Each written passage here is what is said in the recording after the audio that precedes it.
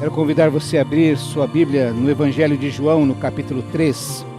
Como nós dissemos, nós vamos investir o mês de julho em pensar, como tenho falado, encharcar o nosso coração, a nossa vida, com a palavra de Deus, mas de maneira especial pensando no nosso coração. Então, todos os temas de julho falam sobre o coração.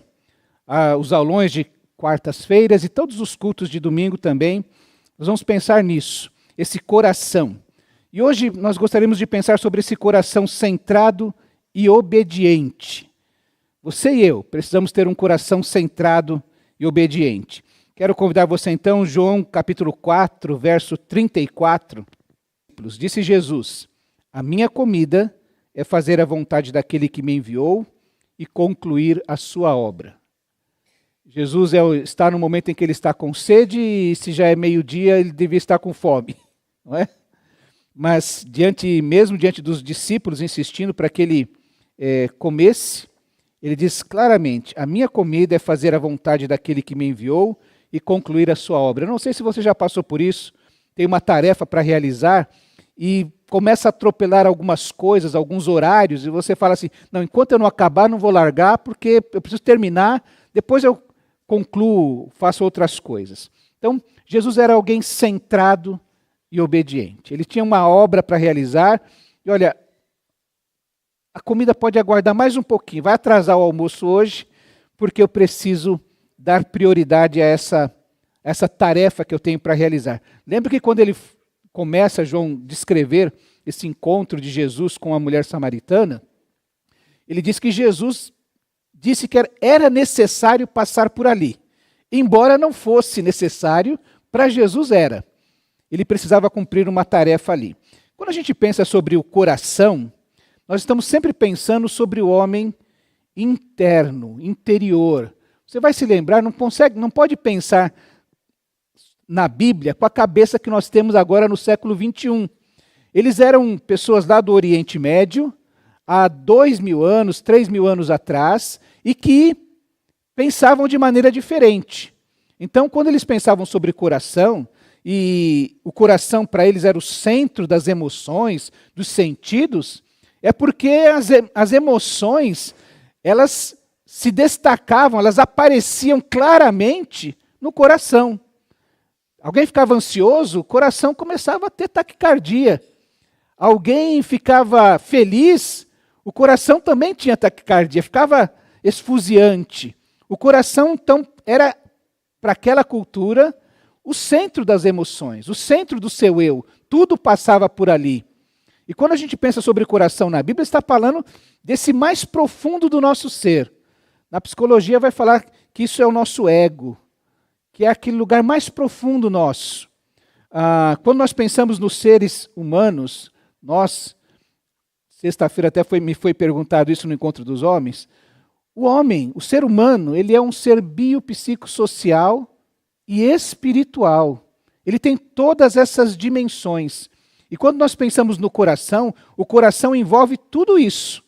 Todas essas dimensões estão ali e dali se manifestam. A Bíblia fala sobre que o coração é como, às vezes traduzido como uma alma, a nefesh, lá no hebraico antigo. Quando Deus criou o homem, diz que Deus pegou aquele boneco de barro, não é? E soprou o seu espírito, o seu ruá, essa é a palavra. E quando ele soprou o seu espírito, o seu ruá sobre aquele boneco de barro, esse boneco se transformou, se tornou em uma alma vivente, em um ser que vive. Esse é o coração, é a alma, é o ser humano, é o ser humano na sua completude. Então, quando nós pensamos em coração, a gente fala assim, é um coração centrado e obediente. Não estou pensando nesse órgão que fica bombando sangue para o teu corpo, que pode ser, inclusive, substituído por uma máquina. Eu estou pensando em você. A Bíblia está falando de você, do mais profundo de você, aquele lugar que só o Espírito de Deus tem acesso, que por vezes nem você sabe direito o que está acontecendo dentro de você, mas Deus conhece. o coração é você. E ser centrado e obediente faz parte de você. Meus irmãos, é esse coração centrado e obediente que vence. Você quer ter vitórias na sua vida? Você quer ter uma vida próspera? Você quer ter uma vida que caminhe na direção da vontade de Deus? Então você precisa ter um coração centrado e obediente. O seu coração, as suas emoções, a sua razão, elas precisam estar centradas na vontade de Deus e ser obediente àquilo que Deus fala. Eu queria pensar nessa manhã sobre 3 ambientes ou situações em que esse coração centrado e obediente vai nos conduzir à vitória. E eu comecei a pensar a respeito da vida de Jesus, porque ele é o exemplo de alguém que tem um coração centrado e obediente, como nós vimos quando os seus discípulos estão preocupados com a sua alimentação, ele está preocupado com realizar a vontade de Deus. O primeiro ambiente que a gente vive, que a gente se encontra e que Jesus parece que se torna um ícone daquilo que nós vivemos, eu pensei sobre o deserto, quando Jesus foi levado para ser tentado. Um deserto da tentação. Todos nós vivemos nesse momento. A tentação, meus irmãos, nem sempre teve essa ideia moderna que nós temos de sedução maliciosa. Todas as vezes que nós pensamos em tentação, pensamos que é algo puxando, uma sedução que nos puxa para fazer algo errado. Às vezes, inclusive, tem algumas versões da Bíblia que dizem que Deus chega a nos tentar. Qual é a ideia que a Bíblia traz sobre isso? A ideia bíblica de tentação é sempre um teste, pôr uma pessoa à prova, testá-la, com um propósito benevolente de melhorar a pessoa. As provas que nós fazemos na escola são testes que querem nos fazer melhorar. Olha, você já aprendeu isso aqui, você precisa dominar esse conteúdo para poder caminhar para frente. Ou então, para nos mostrar, inclusive, falhas que nós temos. Deus usa esse tipo de teste, e às vezes nós acabamos tratando dessa maneira, né? Quando é uma tentação, a gente acha que é essa sedução maliciosa. Quando é Deus que faz esse teste conosco, é uma prova, uma provação. O propósito satânico sempre é mostrar a nossa fraqueza. Ele sempre vem fazer testes para nós, com essa sedução maliciosa, criando armadilhas para nos fazer cair numa má ação. Os homens testam os seus semelhantes. Os homens, por exemplo, chegaram em Jesus e falaram assim: com que autoridade você faz estas coisas? Queriam testar Jesus. Qual é a sua autoridade? Nos fale. Nós queremos saber se o que você faz tem um caráter messiânico, se você de fato é o Messias. Eles questionaram Jesus, por exemplo, aquele jovem que chega a Jesus e diz assim: que farei para herdar a vida eterna? Depois Jesus vai completar contando a história do bom samaritano. Mas aquele jovem queria saber, testar se a doutrina de Jesus era defeituosa ou ortodoxa. Estavam testando Jesus. Ou querendo saber assim, que resposta Jesus vai dar para nós podermos recriminá-lo. Então os homens testam os seus semelhantes, como testaram a Jesus, e testam a si mesmos. Hoje mesmo você vai ser convidado a fazer um teste. Cada um examine-se a quem? Não é o próximo, é a si mesmo. Faça um teste com você. Avalie sua vida, avalie o seu coração, avalie os seus pensamentos. Em Coríntios, Paulo fala mais de uma vez a respeito disso, de cada um cuidar, de fazer uma avaliação a respeito disso, de testar-se. Os homens, inclusive, testam a Deus. No Antigo Testamento, Massá virou um memorial para falar daquele povo que tentou a Deus, que testou a Deus como uma atitude irreverente, de extrema irreverência. Deus não perdoou esse povo, até porque eles não se arrependeram, mas trouxe juízo sobre eles. O povo de Deus deve esperar confiantemente, pacientemente no Senhor, sabendo que Deus no seu tempo vai agir. É assim que o povo faz. Quando nós levantamos a nossa voz, duvidando de Deus, Nós nos comportamos como aquele povo em Massá, que tentaram a Deus, que testaram a Deus. Você vai se lembrar que Jesus, quando é tentado, ele fala para o diabo, né? Não farás provas tolas com o Senhor teu Deus. Não tentarás ao Senhor teu Deus. Isso é um perigo para nós, ficarmos testando a Deus. E o próprio Deus também testa o seu povo, para que revelar a qualidade da sua fé e da sua devoção. Quando você passar por um teste, veja que Deus quer melhorar você. Não fique reclamando, não. Eu lembro que trabalhava, e eu tive um diretor que me ensinou muito. Ele foi um homem de Deus, embora fosse um ímpio, ele foi um homem de Deus para me melhorar. Ele mandava uns negócios para eu fazer que eu ficava assim, falando, mas ele não deve gostar de mim. Porque joga as tarefas difíceis para a minha mão e eu olhava para o lado, os outros com alguns trabalhos mais fáceis de serem feitos. Um dia eu fiquei assim, indignado, eu entrei e falei, posso falar com o senhor? Porque, eu fiz isso. O senhor pega e me entrega essa área para cuidar, que é a pior área que existe. Ele me falou assim, Divaldo, você precisa decidir, se você quer ser um... Ai, meu Deus, falhou a memória que é a palavra. Se você quer ser um líder ou quer ser um funcionário. O líder a gente coloca batendo na pedra até tirar água. Quando tira água, a gente põe um funcionário com um baldinho pegando água.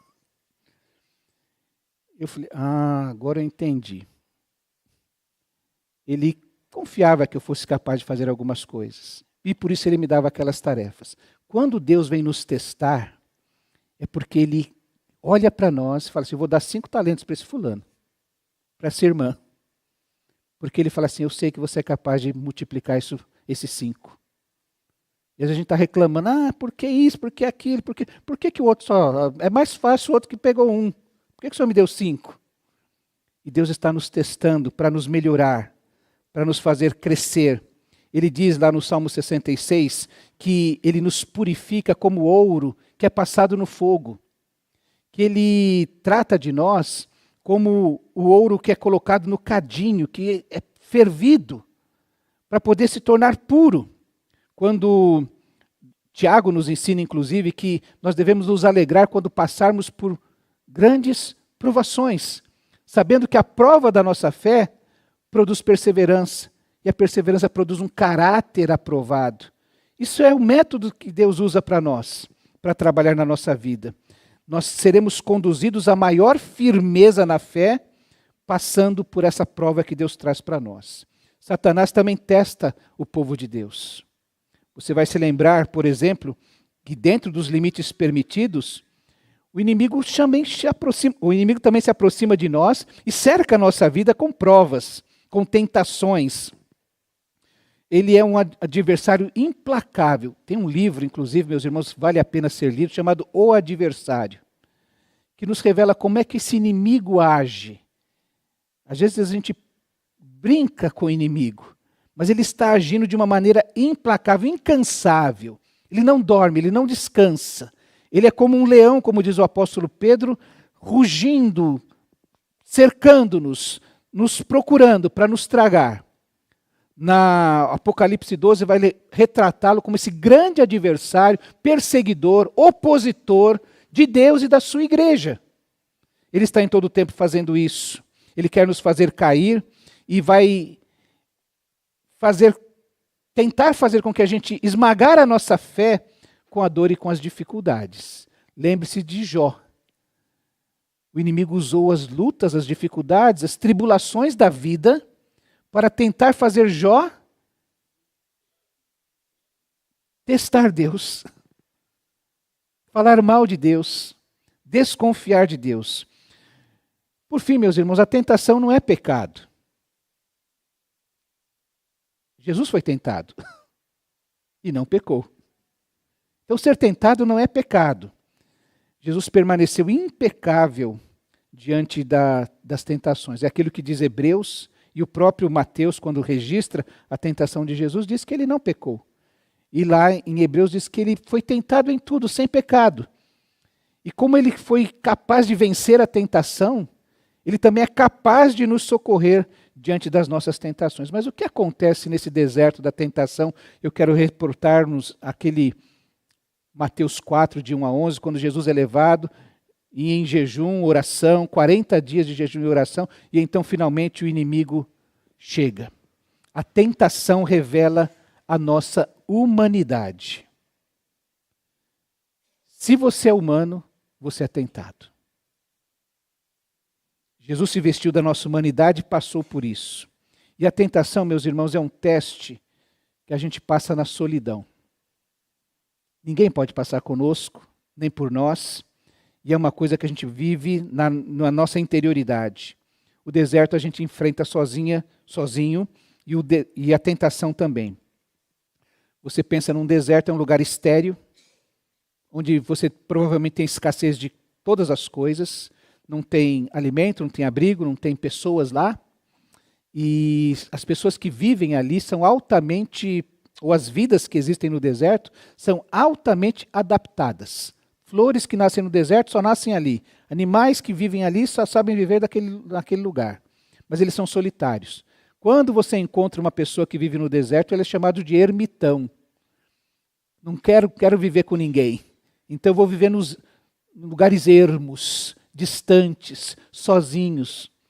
E a tentação, meus irmãos, é o lugar onde nós estamos sozinhos. Ninguém está conosco. Ninguém sabe o que nós estamos passando. E como é que a gente enfrenta isso? Com um coração centrado e obediente. Pensa que Jesus ali, ele venceu a tentação. E eu falei que o nosso coração envolve todas as dimensões do nosso ser. Bio, psico, social e espiritual. E é ali que o coração vence a tentação. Quando Jesus vence, não cede à tentação de Satanás. Ó, se tu és o Filho de Deus, manda que essas pedras se transformem em pão. Essa tentação de colocar em dúvida a paternidade de Deus. Será que Deus é seu pai mesmo?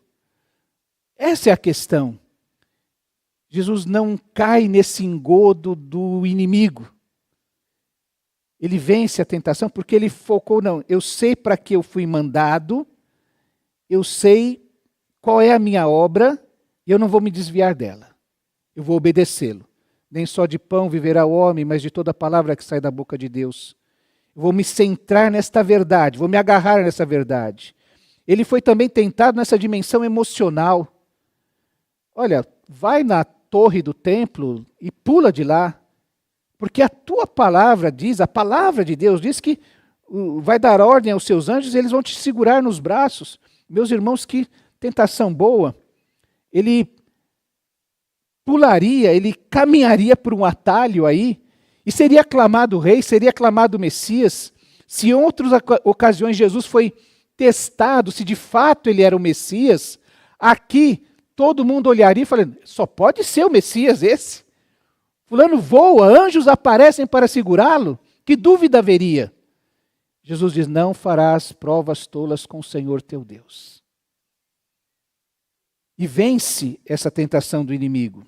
Venceu também na dimensão espiritual, porque o inimigo falou assim, se você me adorar, se você prostrado me adorar, toda a glória que há no mundo, eu vou dar a você.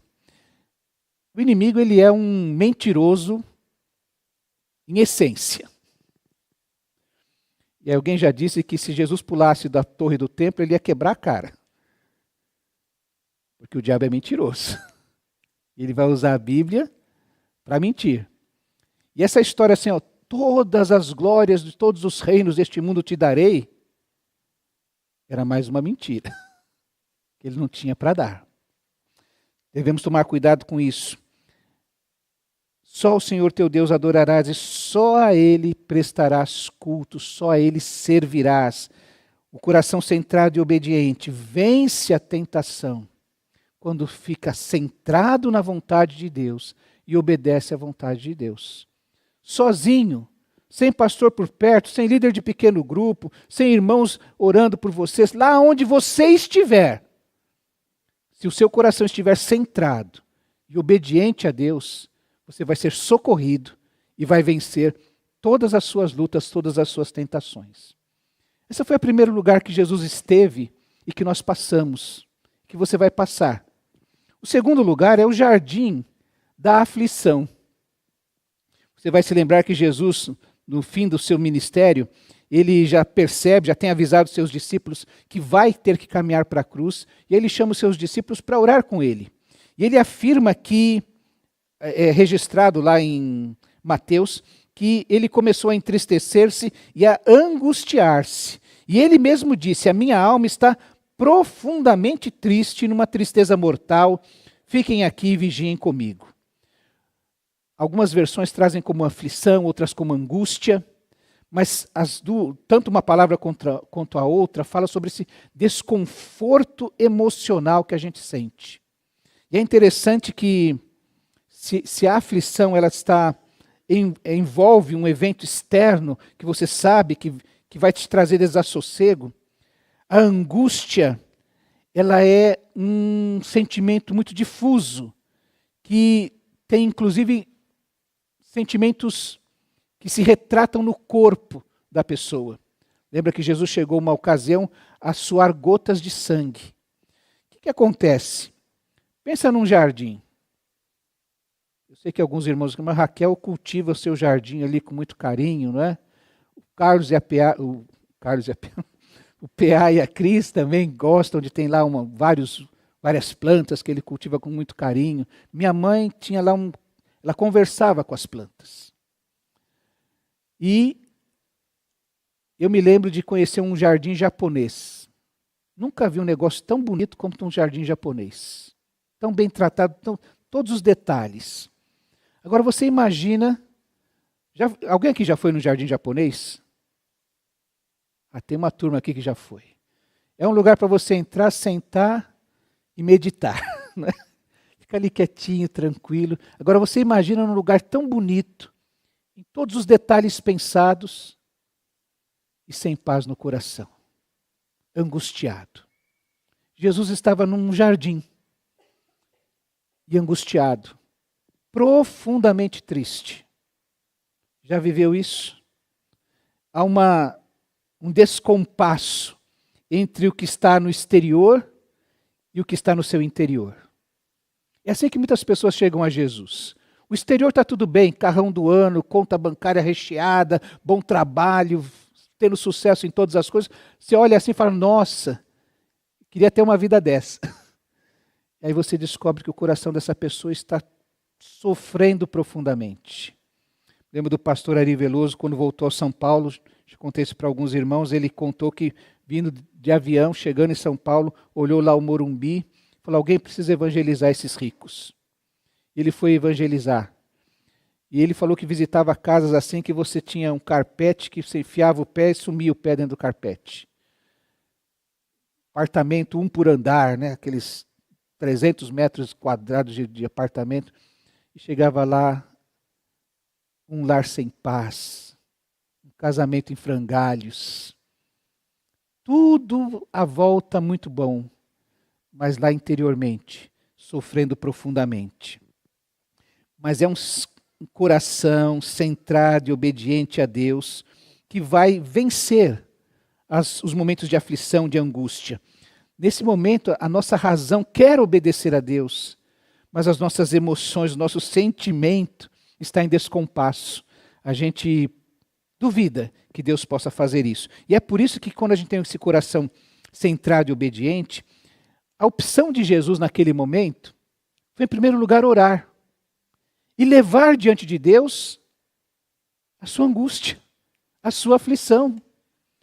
Compartilhar com seus irmãos a sua angústia, a sua aflição. A gente aprendeu sexta-feira aqui no HDR que às vezes a gente não se dá a conhecer, mas ali Jesus se deu a conhecer na sua humanidade. A aflição mostra ou revela a nossa fragilidade. Como tendo toda a estrutura boa, a gente pode estar em frangalhos por dentro. Jesus opta por orar e derramar diante de Deus a sua angústia. Ele opta por controlar as suas emoções. Nós somos um ser bio, psico, social e espiritual. Nós temos emoções, Deus nos fez assim. Só que nós não podemos ser dominados pelas emoções, porque senão eu vou matar alguém. Tem um amigo, irmão, né, que fala assim, ainda bem que Deus não me dá uma arma, não posso ter uma arma, não é isso? Porque senão eu vou ser dominado pelas minhas emoções. E eu brinco, né? A gente não tem vontade de matar alguém só um pouquinho? Não é? E alguém fala assim, só um pouquinho, pastor? Não, é um montão de vontade. A gente precisa, Jesus optou por dominar, ou por controlar as suas emoções. Não rejeitá-las. Ele não chegou diante de Deus e falou, não, Deus, eu estou aqui firme, conte comigo. Não, ele falou, se for possível, passa de mim esse cálice. Mas ele controlou as suas emoções para fazer a vontade de Deus. No entanto, não seja como eu quero, como eu desejo, mas como tu queres. E essa opção de Jesus, não seja como eu quero, como eu desejo, mas como tu queres, o fez vencer a angústia. Teve um momento, a gente aprendeu recentemente sobre a resiliência, quando a gente é dominado por uma certeza, por uma paz, e pode caminhar na direção de Deus. Finalmente, Jesus optou por obedecer a Deus. Quando ele termina de orar, ele já tem revelado a ele qual é a vontade de Deus. Ele chama os seus discípulos que estavam dormindo, que se perderam na da cruz, sabendo que em breve ele vai ser preso, maltratado e por fim crucificado.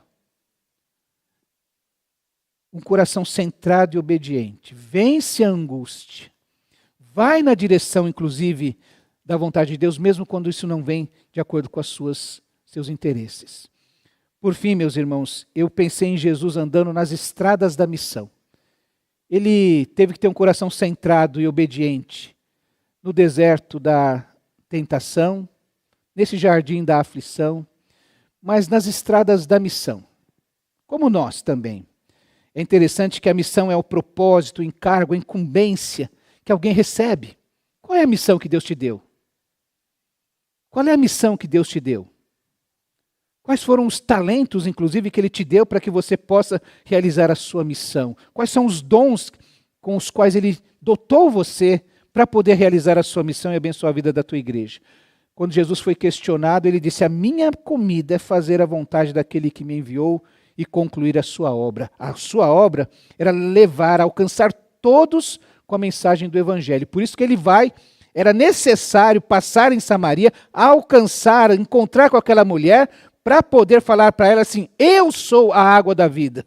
A hora que você beber de mim, receber de mim, você vai estar satisfeita finalmente na sua vida. Enquanto nós estamos nessa estrada da missão, meus irmãos, nós estamos encontrando com pessoas. E a multidão é a nossa missão, é o nosso objetivo, é o objeto da nossa missão. Nosso objetivo é fazer a obra de Deus, mas o objeto da nossa missão é essa multidão. Lembra que essa multidão a gente tem que tomar cuidado, porque a multidão no primeiro momento quis seguir Jesus. E diz lá em João 6 que grande multidão continuava a segui-lo, porque vira os sinais milagrosos que ele tinha realizado nos doentes. Então, no primeiro momento, a multidão viu milagres. E é tão bom quando a gente começa aquele momento do conta a bênção, né? E todo mundo se anima. E a multidão também se animou. Continuava seguindo a Jesus por causa dos sinais milagrosos. Essa mesma multidão quis coroá-lo rei. Diz lá em João capítulo 6, que depois de ver o sinal milagroso que Jesus tinha realizado, o povo começou a dizer, olha, se ele pulasse do templo, não ia haver dúvida que ele era o Messias. Depois que Jesus realizou o milagre, o povo começou a dizer, sem dúvida, este é o profeta que devia vir ao mundo. Sabendo Jesus que pretendiam proclamá-lo rei à força, retirou-se novamente sozinho para o monte. Essa multidão que seguia Jesus porque viu os milagres, quis coroá-lo porque percebeu que ele era um grande profeta, mas essa mesma multidão quis apedrejá-lo. Lá no capítulo 8 de João, diz que disseram os judeus, você ainda não tem 50 anos e viu a Abraão? Respondeu Jesus, eu afirmo que antes de Abraão nascer, eu sou. E quando ele fala eu sou, ele se conecta àquele Deus que aparece a Moisés diante do questionamento de Moisés, diz: eu sou o que sou, eu sou, eu sou. Então eles apanharam pedras para apedrejá-lo, mas Jesus escondeu-se e saiu do templo. Mais de uma vez eles tentaram fazer isso. Quando Jesus afirma: eu e o Pai somos um, a mesma coisa acontece. Os judeus pegam em pedras para apedrejá-lo, mas Jesus lhes disse: eu mostrei muitas coisas boas da parte do Pai. Por qual delas vocês querem me apedrejar?